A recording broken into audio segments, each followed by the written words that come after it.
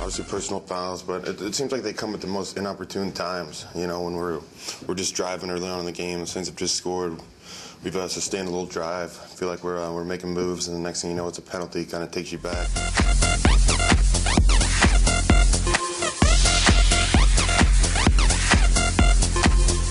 Play smarter. There's no excuse for being young. The foolish penalties are the one that concern me.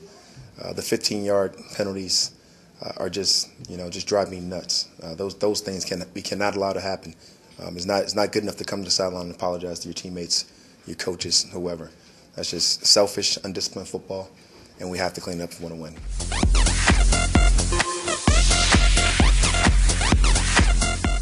I'm a competitor. I want to be in it at all times, but it's part of the game plan. That play had looked great all week. You miss one block, and then the contained guy gets contained, and next thing you know, it's just a mess. But I thought it was a good play call. We just had to execute. And at the end of the day, I'm all about results. If they got a play in for Josh Johnson, it looks good in practice, why not run it? In that situation, that's how I practice it all week. But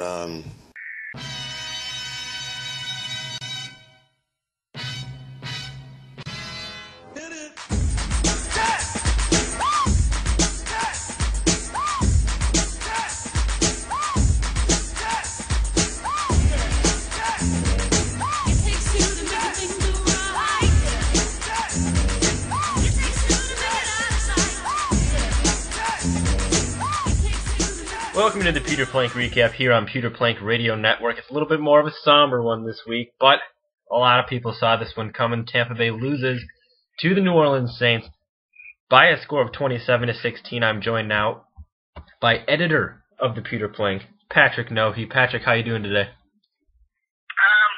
all right. I would have liked to see a little bit of a better first half effort out of the Bucs, first 45-minute effort out of the Bucs than what we saw, but I don't think it's, as we say every week, it's never as bad as it looks, it's never as good as it looks. So, they're 4-4 through the first half of the season, and they're just going to have to play better if they want to go someplace.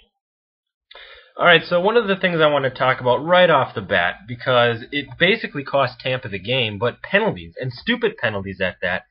And that's really what I'm taking away from this game, other than the mental mistakes that Tampa made and the sluggish, sloppy play that they had, but we'll get to that. But for now, the penalties.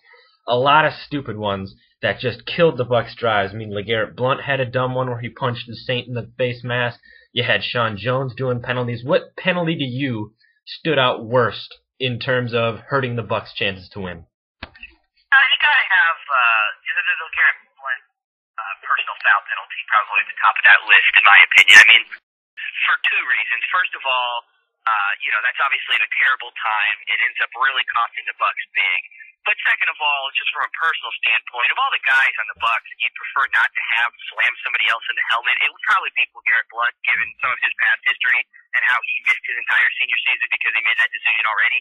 So, it just it kind of, to me, reiterates something that we've been saying for a while about how this is just at times reckless and just pretty frequently undisciplined team. And, you really saw that tonight, today. I thought that the Bucs, in a number of places, that's where you saw how the Saints are a mature team who is battle-tested, and they had to have their best effort. And, they even said in the post-game press conference, it was like a playoff atmosphere on their sideline in the pregame warm-ups. And, as they were getting started, as they were preparing for the week, they knew it was at stake. And this Bucs team, they kind of seemed to sleepwalk through the beginning of the game. And then, when things started to get a little bit heated, they lost their cool. They made some dumb decisions. They cost themselves quite a bit. I think you kind of do actually start to have to finger Raheem Morris on this one a little bit and say, hey, man, you got to get your team under control. This is a very talented team. And, as they said throughout the telecast, being the youngest squad in football anymore doesn't mean anything. You've got to be better than that. And this was a game that the Bucs could have won. I'm not going to say they should have won, but they certainly are going to wish that they did down the line. Yeah, definitely. We talked about it on the Wednesday show on how this team just doesn't show up until the second half. They're very much a second-half team. And we saw the consequences of that today, what happens when you only show up for one half, or in this case, really one quarter.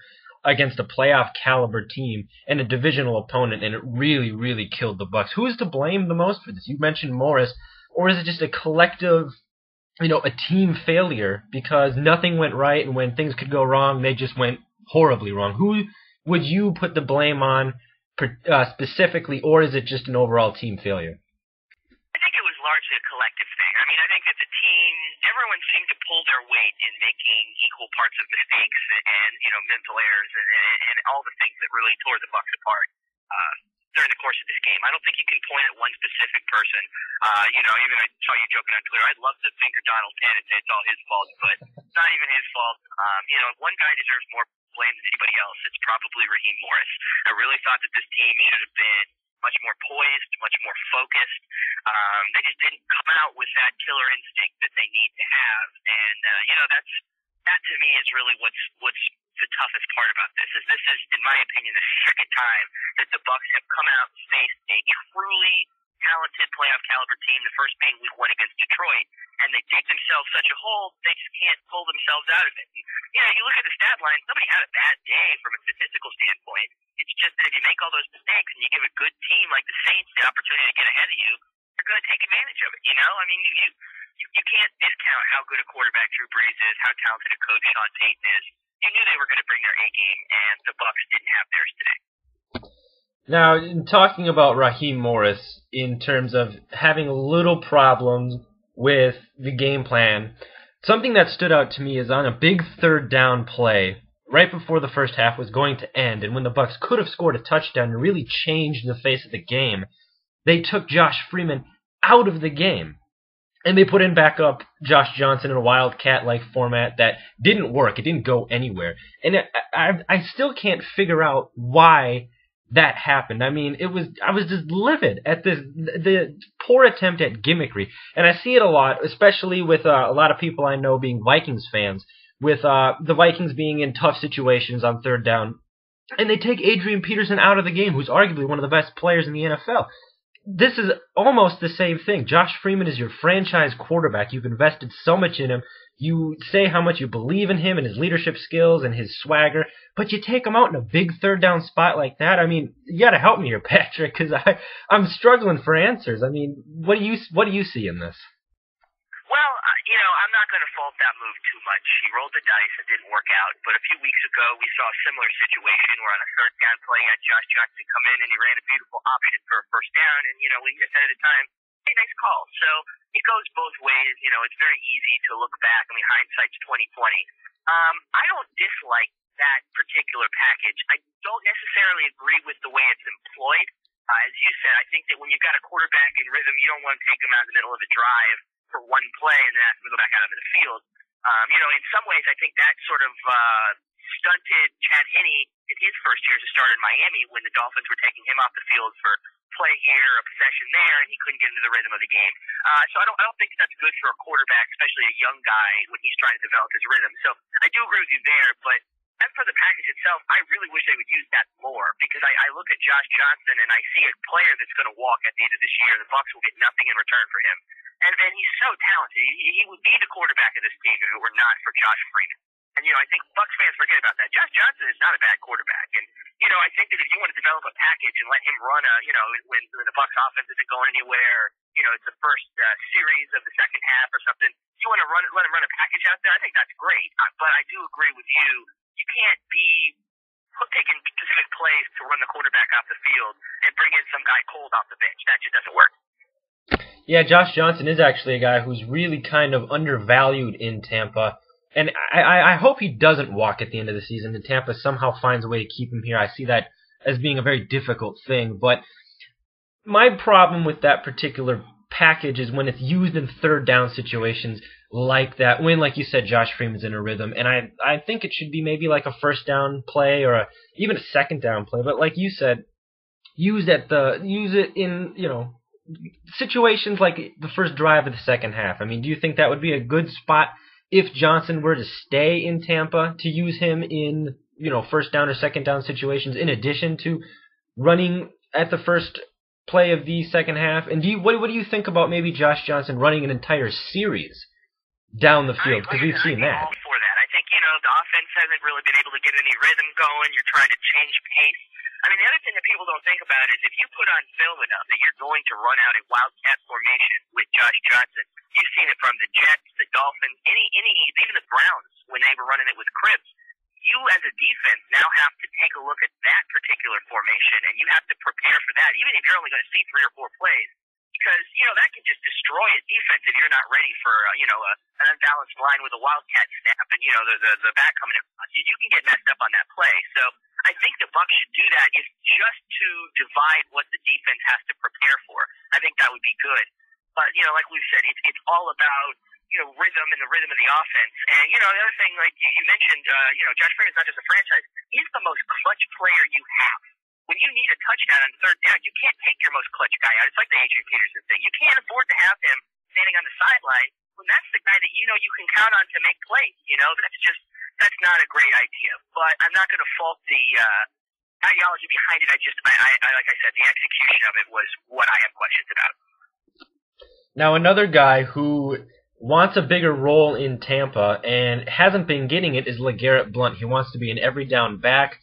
Tampa, it seems like they're scared to put him out there, especially in blocking situations, because we haven't really seen LeGarrette Blount block a lot. We've seen him truck over guys and knock people over, but that's when he has the football. Do you think LeGarrette Blount can be an every down back in Tampa, or do you think the Bucs are always going to be stuck with the running back by committee, where you bring in Blount, but then you bring in Ernest Graham on 3rd down? Well, how do you see LeGarrette Blount developing in terms of an every down back in Tampa, and if he ever will? Well, I don't think there's anything wrong with running back by committee. I mean, I think that can work if you've got a player like Ernest Graham that is that jack of all trades. They can come in on 3rd down, can do pass pro, can run out, can catch a ball in the flat, can do all the other things you need a running back to do. Because those aren't things that LeGarrette Blount naturally excels at. I'm not saying he can't be good at those, but it does make more sense if he's your power runner to just give him his 25 touches, keep him, healthy and rested for the 4th quarter. I mean, we've seen what LeGarrette Blount can do at the end of games. He can put a game away for you if you keep him healthy. So I don't necessarily think it behooves the Bucs to, enlarge his role without the necessity to do so. But that being said, with Graham out, and I still haven't seen enough out of Lumpkin to sit there and say, I feel good about this. I think you might see LeGarrette Blount just necessarily have to start becoming an every down back, because I don't know that the Bucs have another player out there that's worth putting on the field outside of LeGarrette Blount at the tailback position right now. So, I think it's kind of going to be one of those situations where they might not have a choice coming up here. He's going to have to start to take a bigger role, which that frankly scares me because his health is also a question. So, you can't afford to have him get hurt. If you have him out on the field for more snaps, there's a higher likelihood of that. So, I don't know. It's a double-edged sword. I mean, he's probably going to get what he wants, but I'm not necessarily sure that's the best thing for the Bucs. Now, going off of that, do you think Tampa maybe this offseason looks to the draft to get somebody, looks to the free agency, or do you think they just stick with what they have and hope Ernest Graham can come back and be the type of back he was? Well, suddenly you have a few more needs on the Buccaneers roster than I think you entered the season thinking you had. I mean, yes, running back is definitely a need. I don't think you have to draft that high. I think you can get a good tailback in the 3rd round, the 2nd round, not spending top value on that. But I do think you have to make that move. To me, the biggest thing that the Bucs are going to need moving forward is another corner. I mean, I really do think that they're going to have to address that in the offseason. I think they're going to need to potentially even double up on corners as they've done in the past in drafts and bring in a couple of guys, because I just don't see that secondary as necessarily being the strength of the team moving forward, and I don't know that Aqib Talib needs to be part of the long-term plans here. So I think that that'll probably be a need too. But I do see them addressing that in the draft running back as well. Speaking of another position that they might need to address in terms of outside help, defensive tackle. We find out today that Gerald McCoy is most likely out for the rest of the season with an arm injury, a bicep injury, the other bicep than it was last season. So he's done for the year. You've got Frank Oakham, who didn't play today, and you were down to just Roy Miller and Brian Price, who's already injury prone. What is Tampa going to do here about this defensive tackle situation? Because we've seen the running game just eat Tampa's defense alive whenever McCoy goes out. I mean, love him, hate him, think he's important, don't think he's important. He left the game in San Francisco. The Bucs got shredded. They played without him in Chicago. Against Chicago, they got shredded. And now this 3-headed monster in New Orleans that it's all of a sudden popping up. just goes nuts on the Bucs. So what is Tampa going to do to plug the middle when they really only have two healthy defensive tackles in Roy Miller and Brian Price? I'll tell you what I would do personally. I've actually thought this was probably something the Bucs might look at down the road anyways. You've got two big-bodied defensive ends, technically three if you want to count Bennett, but I'm looking at Bowers and Claiborne moving forward. Both of those guys could play in a 3-4 defensive end configuration if you needed to. Brian Price is a big-bodied guy. If he can stay healthy, I think he could play a good nose tackle. Occam obviously has that kind of size. Roy Miller's not an ideal fit, but I think he could do it as well. I would put Hayward in the middle opposite Mason Foster. I'd probably start to put in a little bit more Dakota Watson as well. And I would just run a 3-4 from here on out. I think that would probably best suit the personnel that the Bucs currently have healthy. And I think that they could probably start to bring some different kinds of pressures and different kinds of looks. I think Dakota Watson is a very, very good outside linebacker if you're going to be trying to bring pressure off the edge. So I think that there's just some things that they could do to maybe try to change around the formation and the looks that they're showing and, kind of try to sort of solid, make that line a little bit more solid. Because you're right, I mean, they are getting torn apart, but I think that part of it might just be bring an extra linebacker on the field, maybe drop Roy Miller because I don't know that he's really done a whole lot when he's been in the game, and take your shot on a 3-4 defensive front. Now, Tampa came into this game fresh off of a bye week. They were expected to come in, really play hard, especially with the way that they played in New Orleans earlier this season. They come in, they're sluggish, they're sloppy, they're late on substitutions, they're committing penalties. They really don't look like they know what they're doing at times. I mean, Josh Freeman's yelling at guys, Kellen Winslow's grabbing guys and throwing them off the field. They're jawing at each other. We really saw how young and inexperienced, and like you said earlier, in a couple shows ago, unaccomplished this team is. What was the worst offense that you saw in terms of the Bucs coming in unprepared, sluggish, confused? What really stuck out to you? Like, wow, I cannot believe that happened, especially when he had a week off to prepare for this. Well, I can't give you like a specific mistake, but I can tell you something I'm continuing to wait for, and I thought coming out of a bye week, especially with 2 weeks to plan for it, this would be much better. I'm waiting for the Bucs to script an opening drive that actually works. I never see that. I mean, how hard is it to come up? I mean, every good football team scripts their first drive, and most of them can get something out of it. I'm waiting on the Bucs to show me that they're going to come out with that game plan and then execute it. And I think sometimes the game plan is there, they just don't execute it. But you just don't ever see those two things meet to open up a game. And I mean, how important would it have been if the Bucs could have come out, made a very nice first drive, and really kind of got some offensive momentum right out of the gate instead of what actually happened? I mean, play calling was questionable, getting plays in on time. I mean, there are a lot of mental mistakes, but like I said, I'm still waiting on that scripted first drive because every week I feel like the Bucs come out and they just aren't really sure what they're going to do on their first drive on offense. Now, how does this make you feel about Greg Olsen, the offensive coordinator? Is this a guy that the Bucs can move forward with, or is he the problem, or is it Raheem Morris not allowing game plans to be implemented? I mean, there has to be something because we saw this work at times, and now all of a sudden it seems like it's not working. What's your opinion of Olsen and his game plan, or lack of game plan? Always blame the offensive coordinator and say it's just his fault. I will say I think that Raheem Morris has had very interesting relationships with his offensive coordinator since he started, starting with Jagodzinski, who he fired 3 weeks into his tenure as head coach. I would personally prefer to see Alex Van Pelt move up from being the quarterback's coach to calling some of the plays. I think that he's better in tune with what Josh Freeman does well. He's been really the guy that's been key in the development of Freeman. And I think at this point, maybe having those two with the close relationship that they have, working together to call plays and script offense and do things, really would be helpful. I don't want to say necessarily, the Bucs would be better off getting rid of Olsen, but he certainly hasn't done a whole lot that's been resounding that you sit there and say, wow, he's doing a great job either. The Bucs have some weapons, and I mean, Mike Williams isn't really getting involved the way you thought he was going to this year. LeGarrette Blount has had a few games, but it also seems like they have a tough time getting him the ball enough. It's just.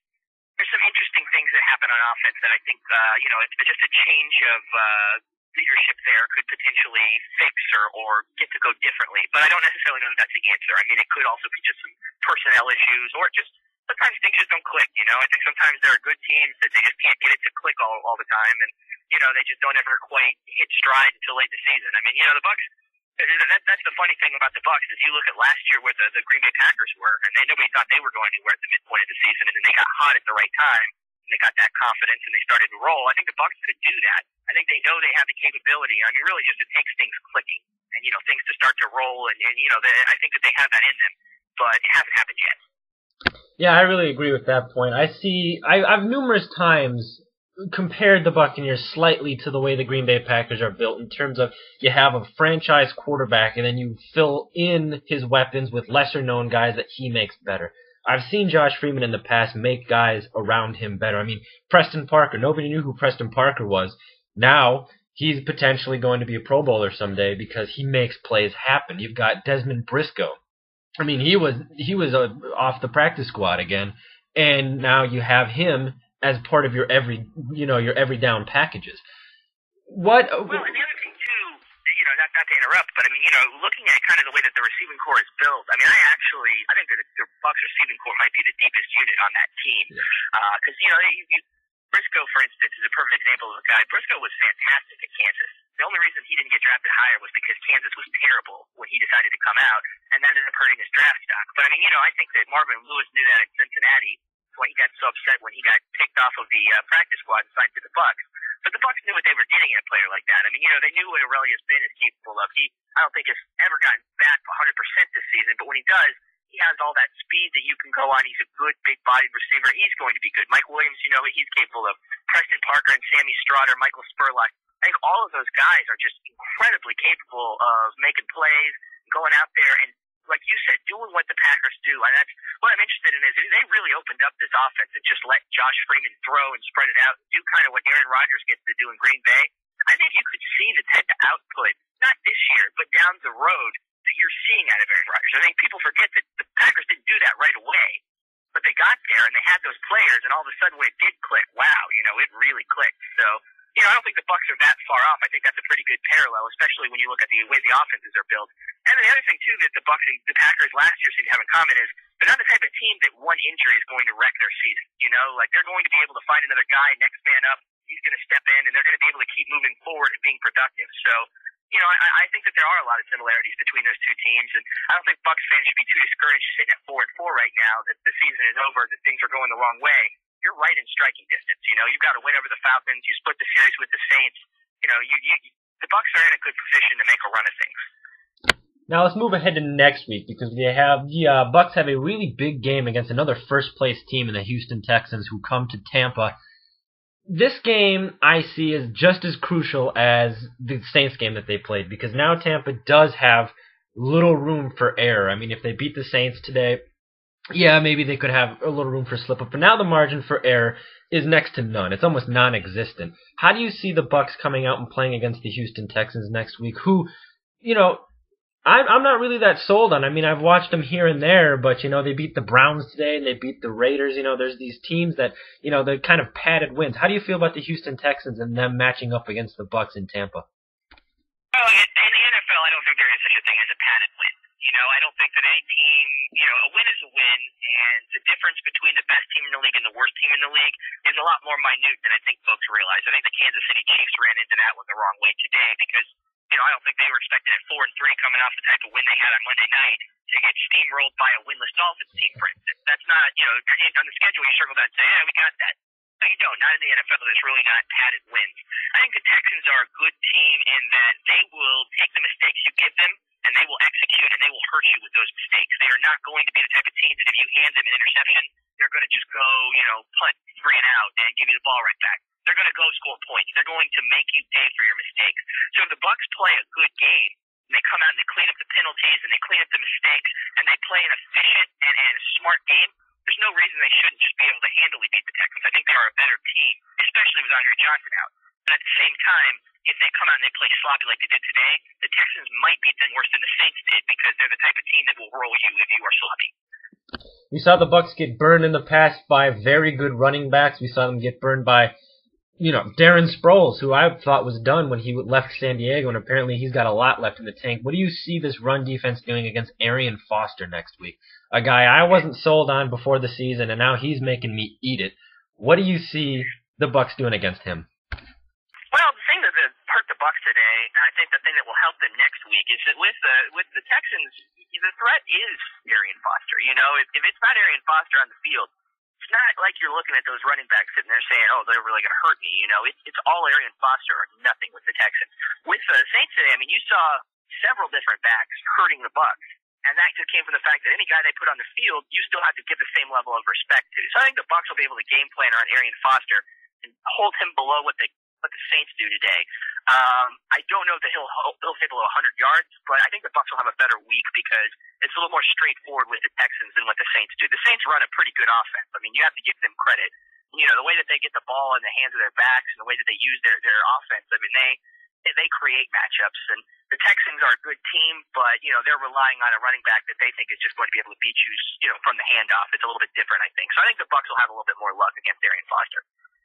Before we make the predictions and end the segment here, I want you to react to the Rondé Barber quote that he had that I think, and a lot of people think, accurately reflect this Tampa team. When asked about the team, he said, we're a pretty average team with a pretty average record. What do you think about that? Because I think that's great because he's letting these young guys know, like you said and like I've said, you've accomplished nothing. You're 4-4. You know, start getting it together. What do you think about Rondé Barber kind of stepping up as a leader, as we know he can be in the locker room, and saying this to his other teammates? Well, I mean, you even saw when he got that pick, he went right back to the sideline, put the visor on, and started coaching the secondary. I mean, you know, there are no frills with Rondé Barber. He's not going to pull any punches. He's going to tell you what he thinks. And I mean, he hit the nail on the head. Right now, the Bucs are playing like an average football team. They're 4-4. They're third in their division, and they've dropped, you know, a couple in a row in a really, really bad way. And I think that you just have to look at this Buccaneers team, and they need to look at themselves in the mirror and kind of sit there and say, what do we want to be? You know, do you want to be mediocre? You can finish 8-8, no problem. I think people will still look at them and say, oh, they had a good year. They're a young team. They came back down to earth. But that's not a team they want to be. That's not the goals they have.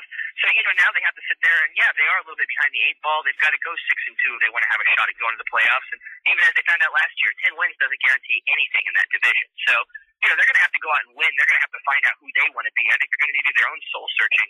But I'm glad a guy like Rondé Barber is going to sit there and, you know, blow any smoke. He's going to let the team know exactly what he's thinking. And he's been on enough teams, both good and bad, that means something. That's why I've always loved Rondé Barber. He's never afraid to speak his mind, but he's usually right, and he never says it in a derogatory way. He's letting these guys know that they have potential to be really great, and they're just kind of letting themselves hold themselves back. So now we have, like you said, they need to go 6-2 and go really good throughout the rest of this season. Do you see them getting back on track next week against the Houston Texans or not? Yeah, I think they win by a couple scores. Well, I'm not picking against the Bucs because why end my streak now? Patrick? I think they win 31-17. I think they win by a couple of scores. I think they put things together, and I think that they'll play the type of game that people will start to ask questions again and say, who is this team? You know, are they the team that beat the Texans today? Are they the team that got rolled by the 49ers a few weeks ago? Who is this team? What are they doing? You know, like, where are they going? And, you know, I think that they'll win, but at the same time, I don't think that things are going to be any more clear at the end of next week than they were win or lose. Yeah, I would have never guessed at the beginning of the season that a great philosophical question would have been, who are the Tampa Bay Buccaneers in 2011? Yes, it is very philosophical. Changing pace for a quick second before we end the segment. I know you are up in a Big Ten market, and I'm sure that much as the rest of the sports-interested world did this weekend, you were reading all about what's going on at Penn State with Sandusky and Paterno and all of the lovely gentlemen that are running that program. What's your take on that, being that you get to actually hear, I guess, more probably a University of Minnesota kind of take, but obviously a Big Ten take nonetheless?